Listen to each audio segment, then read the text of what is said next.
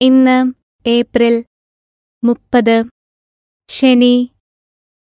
ഇപ്പോൾ സമയം 5 മണി.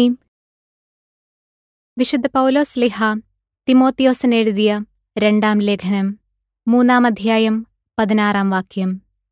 വിശുദ്ധ ലിഖിതമെല്ലാം ദൈവനിവേശിതമാണ്.